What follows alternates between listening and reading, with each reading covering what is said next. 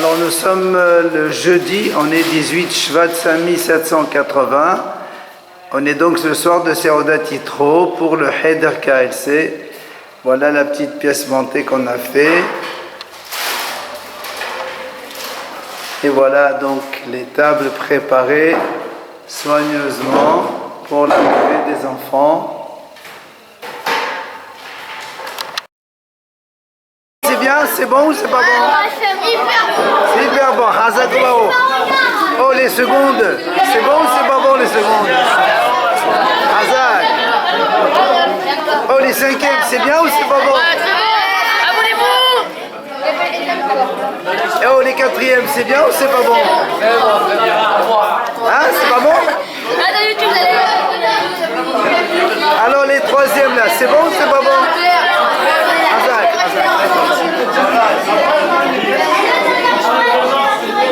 alors première terminale, c'est bon de manger? C'est bon comme chaque année.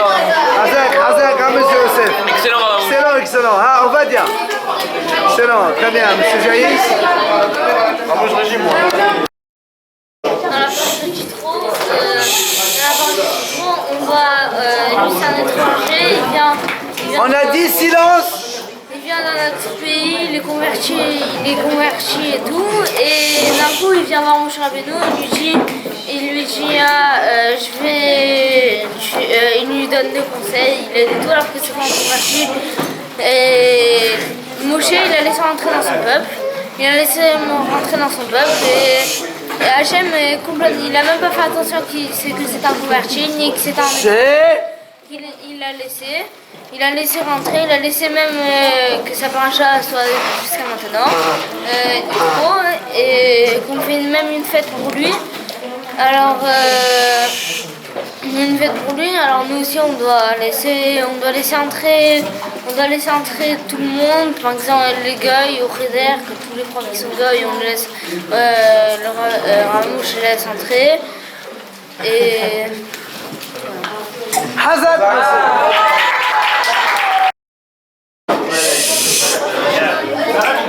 Bonjour, avec la permission de Ramamou, j'aimerais vous faire un petit partora sur la paracha. Comme on voit dans la paracha, on dit Vaishma Yitro. Il a entendu Yitro. Et c'est quoi la racine de Vaishma? C'est Shama. Et si on inverse la lettre de Shama, ça fait Ol Malchut Shamayim. Le joug, la bonté divine. Sur ça, on va rapporter une histoire. Un jour, il y avait un perroquet, des gens, ils ont trouvé un perroquet dans leur jardin. Et ils se sont dit, est-ce que c'est... Ils n'étaient pas juifs. Et ils ont vu le perroquet. Et le matin, ils leur disaient Modéani. Et après Shabbat Shalom, dès que c'était Shabbat, ils disaient Shabbat Shalom. Alors eux, ils ont dit, mais ça veut dire quoi ça? Après, grâce à ça, ils se sont convertis. Après, quand ils sont partis au séminaire, ils ont raconté à leurs copains cette histoire qui s'est passée, qu'ils se sont convertis grâce à un perroquet. Et il y avait un rave là-bas, il a dit c'était mon perroquet, on me l'avait offert en Afrique, c'était mon perroquet. Et après ceux qui s'étaient convertis, et ils ont dit on vous le rend, et le Rav il a dit non, gardez-le, c'est grâce à vous que vous avez fait des chouvas, c'est très bien que vous vous êtes convertis. Alors on ramène une deuxième histoire. Pourquoi on dit un jour il y a Rabbi Eliezer ben Tartea, on dit c'est Rabbi Eliezer fils de la vache. Pourquoi on dit fils de la vache? Est-ce qu'on aimerait qu'on s'appelle comme ça? Parce qu'en fait, il avait une histoire, c'est qu'en fait, il n'était pas juif. Il n'était pas juif, et c'est grâce à une vache qui a réussi à se convertir. Comment? Parce que il avait une vache. A travaillé Shabbat. C'est la vache qui appartenait à un juif. C'est bon. La paracha Yitro, on voit dans le premier pasouk, qui a marqué Vaishma Yitro, Bohem Yitro, Moshe, Et, Kol Asher Asai.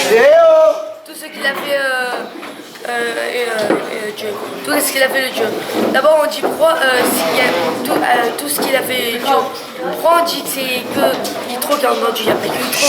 C'est-à-dire pourquoi on dit Washma Yitro, c'est Yitro qui a entendu. Et en plus pourquoi on dit Ekol Hacharasa, pourquoi on dit tout ce qu'il a entendu, tout ce qu'il a fait.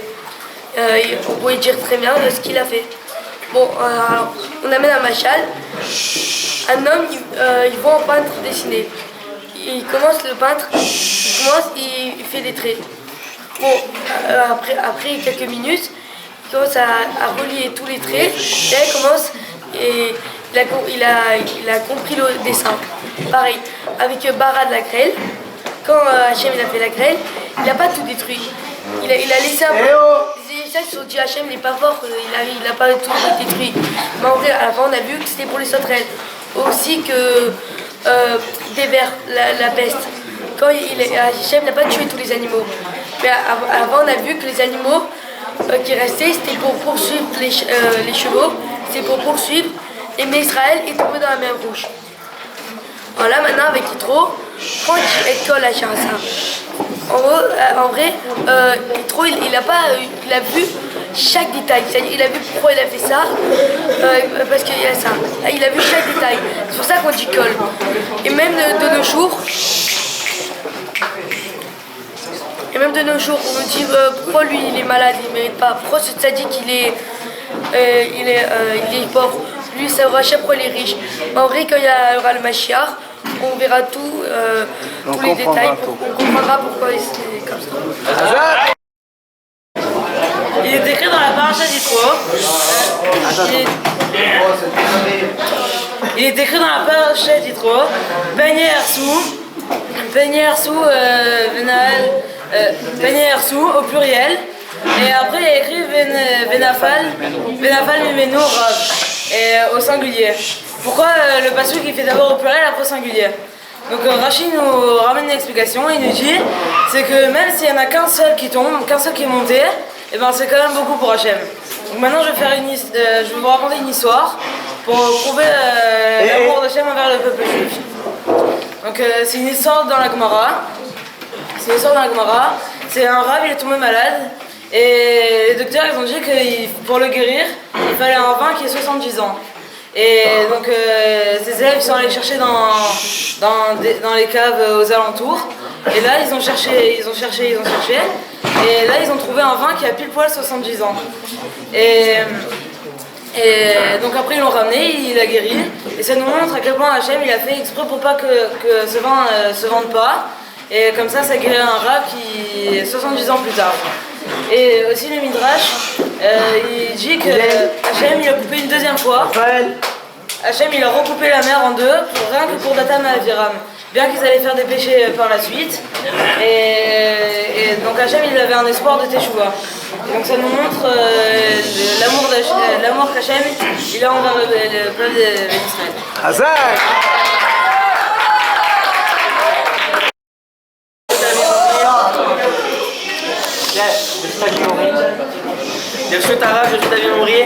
Dans la paracha de Shemot, on va parler beaucoup de Yitro. Mais juste avant de parler de Yitro, on va déjà le voir 2-3 parachutes avant. On va voir Yitro. Donc, dès que Moshe il part d'Égypte, après avoir tué l'Égyptien, il part d'Égypte, il arrive à Midian. À Midian, il va rencontrer les 7 filles de Yitro qui vont être embêtées. Il va chasser les hommes qui les ont embêtés. Et après, lui va rester ici. Et les filles, elles vont retourner chez Yitro. Yitro, ils se rendent compte qu'ils sont venus plus tôt que d'habitude et qu'il y a quelque chose de pas normal. Et il lui pose la question, qu'est-ce qui s'est passé?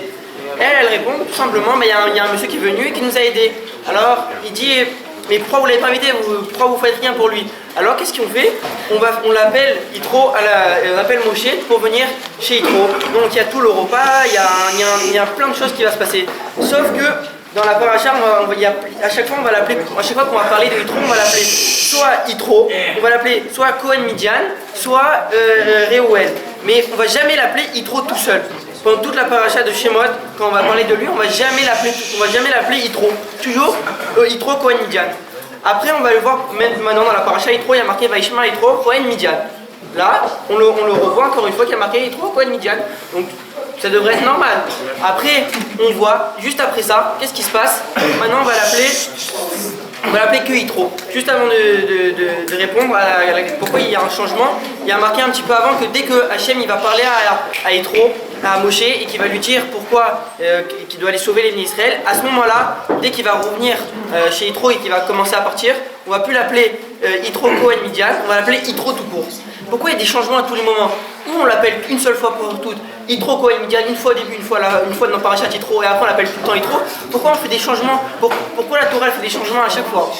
Alors j'ai trouvé une petite réponse à ça. Donc au début, quand les filles elles vont venir chez Yitro et qu'ils vont tout lui raconter, pourquoi on va l'appeler Yitro? Parce que Moshe en ce moment c'était une personne simple, c'était un simple d'Israël, il avait rien de spécial.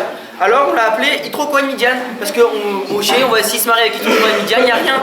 Alors que dès qu'il va commencer à parler avec Hachem, et qu'il va devenir plus Moshe normal, mais Moshe Rabbeinu qui va avoir une très grande importance, et ben on va l'appeler que Yitro. Pourquoi on peut pas faire honte à Moshe? Attends, avec qui tu t'es marié? Avec Yitro, la fille de Yitro Cohen Midian, attends, avec Cohen Midian. Alors on va pas vous faire honte.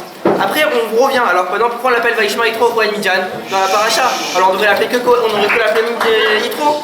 Alors j'ai trouvé un autre truc, c'est que et comme à ce moment-là on va tout raconter, que ce qu'il va faire Yitro, qu'il va se convertir, qu'il va venir faire des choses d'incroyables que personne d'autre va arriver à faire, et qu'il va venir, du coup on va te rappeler, attends Yitro c'est pas n'importe qui, c'est pas n'importe quelle personne.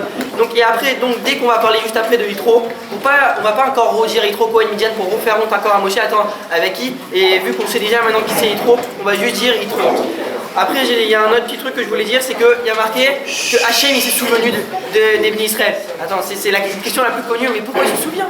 Depuis quand Hachem il se souvient? On dirait qu'il oublie Hachem, on dirait que c'est un humain. Alors, à quel moment il s'est souvenu d'Hachem, il s'est souvenu de nous? Parce qu'en fait, au moment où il s'est souvenu, c'est au moment où les Bnei Israël étaient au moment de leur souffrance et qu'ils se sont dit attends, on a tout essayé, il n'y a plus rien qui marche. Au moment où on souffre, et ce moment-là, on va prier Hachem qu'il a enfin entendu. Quand on se rappelle de Hachem, c'est ce moment-là qui va arriver. Donc, comme nous, Hachem il a fait un remède. Quand toi tu te rappelles de moi, moi je me rappelle de toi. Pareil, il y avait un roi qui a fait toute la Vodazara, qui avait tout fait, qui allait tout. À un moment, il se fait capturer. On va le jeter dans l'eau chaude, qu'est-ce qu'on fait? Il invoque tous les dieux de la Vodazara, aucun dieu n'arrive. Personne ne fait rien parce que c'est que des faux dieux. Là, il prie Hachem, qu'est-ce qu'il fait Hachem? Il vient et le sauve. Pourquoi Hachem il le sauve pas avant? Il le sauve maintenant parce qu'il veut te montrer, dès que tu penses à moi, je suis là. Pareil, dès qu'il a pensé à nous, dès que les Bnei Israël ont pensé à Hachem il est venu. Il les a aidés et donc Hachem il nous dit qu'il s'est souvenu des Bnei Israël. C'est pareil, c'est pour nous souvenir d'ici. Bonjour à tous, j'aimerais d'abord remercier mon père, tout le Cheder.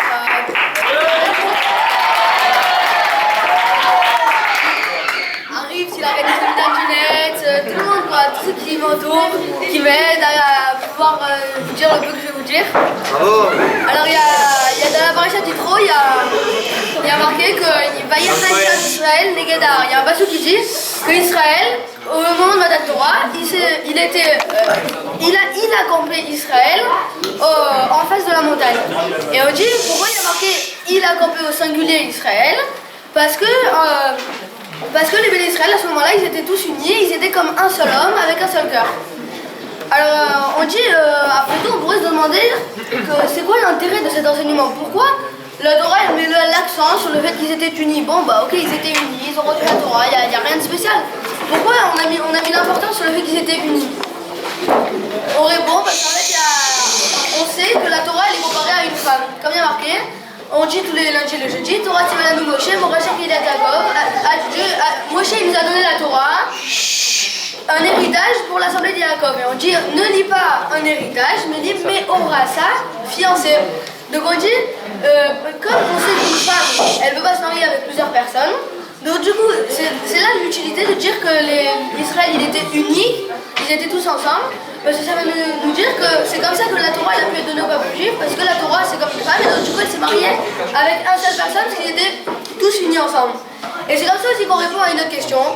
Pourquoi Moshe Rabbeinu il avait besoin de se battre avec les anges? Parce qu'on sait que Moshe, il est monté au ciel, il a commencé à discuter avec les anges. Les anges ils lui ont dit, mais attendez, on va pas donner la Torah, vous allez faire des bêtises, vous allez faire des péchés, vous allez faire que des carnages. Moshe il a dit, mais non, qu'est-ce que vous racontez? Pour les péchés, il y a la Teshuvah, et en plus la Torah elle n'est pas du tout adaptée à vous, parce que vous, est-ce que vous avez un père ou une mère pour que vous puissiez les respecter? Vous, est-ce que vous faites du commerce pour pouvoir voler l'un à l'autre? Vous pouvez pas vous tuer entre vous, c'est n'importe quoi. La Torah c'est pas pour les anges, c'est pour le peuple juif. Ça c'est les paroles des Chachamim. Mais maintenant on se pose une question. Attends, la Torah, je comprends pas, c'est un objet, ça peut pas se diviser. On a qu'à dire la Torah elle est aux anges et elle est aux hommes. Alors comme ça on répond que la Torah c'est comme une femme. La femme elle ne peut pas être à deux personnes différentes. Et là on va pas dire que les Béné Israël et les anges ils sont unis parce que c'est deux choses complètement différentes. Les anges c'est du feu et les hommes c'est de la chair et du sang. Donc du coup c'est pour ça que Moshe il a dû se battre pour récupérer la Torah. Il a donné au peuple juif qui lui il était uni et qui a pu se marier avec la Torah. On y va, Ethan, c'est bon. Alors déjà, je voudrais, comme l'a dit Joël, remercier à Mamouche, le directeur, tous les profs qui font pour nous. Je voudrais qu'on applaudisse.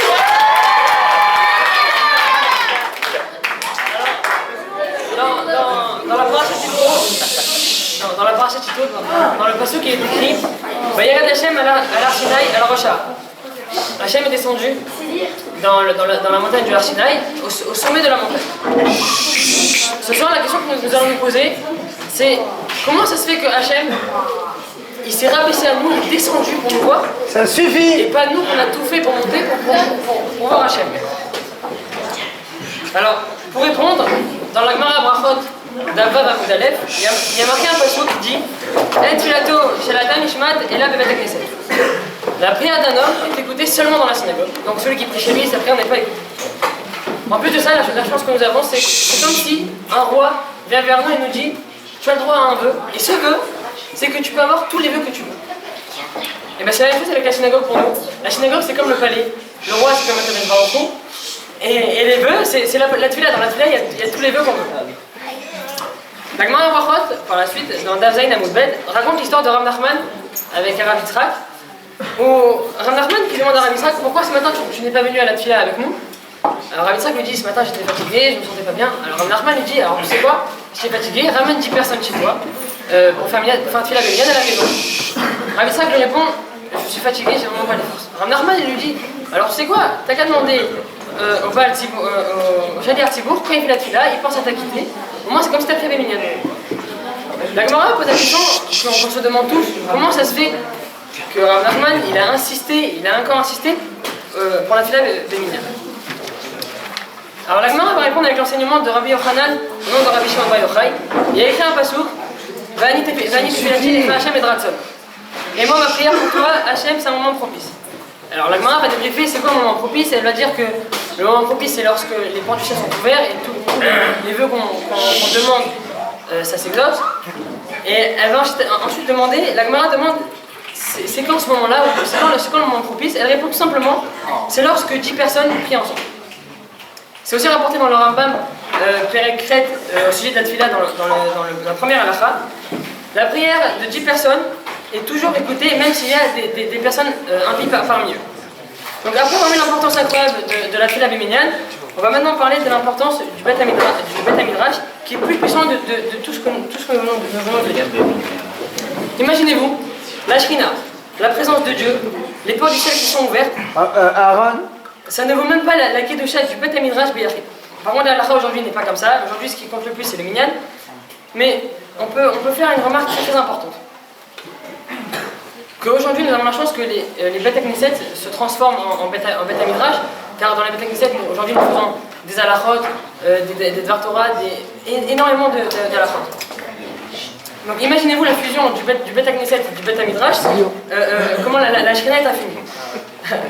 Rabbi Yeshua ben Levi disait à ses enfants que la prière du matin et du soir au Bet HaKnesset, c'est ça la clé pour prolonger la vie. Donc déjà on peut voir que le secret pour prolonger la vie, c'est juste d'aller à la synagogue et de prier. Aussi, chaque jour, la tribu de rigueur, donc la Midat Hadin, dit à Kadosh Baruch Hu, les bénis Israël tous les jours ils volent, ils mentent, ils tuent, ils convoitent. Et toi, tu les laisses vivants, c'est quoi ton intérêt que tu as à les laisser vivants? C'est quoi ce qui fait le mérite qu'ils ont pour que tu les laisses vivre? Hachem répond que puisque les bénis Israël font la prière le matin et le soir au Bet HaKnesset, c'est pour ce mérite que le peuple d'Israël survit. Maintenant, nous allons revenir à notre première question principale que nous allons poser. C'est comment ça se fait que quand Hachem a donné la Torah, c'est Hachem qui est descendu vers nous, donc il s'est rabaissé à notre niveau, et pas nous qu'on est monté pour aller vers lui. Alors, déjà, il faut savoir que Hachem, il est descendu de bon cœur. Ce jour-là, nous étions 600 000 personnes, et comme nous l'avons dit juste avant, 600 000 personnes avant la Torah.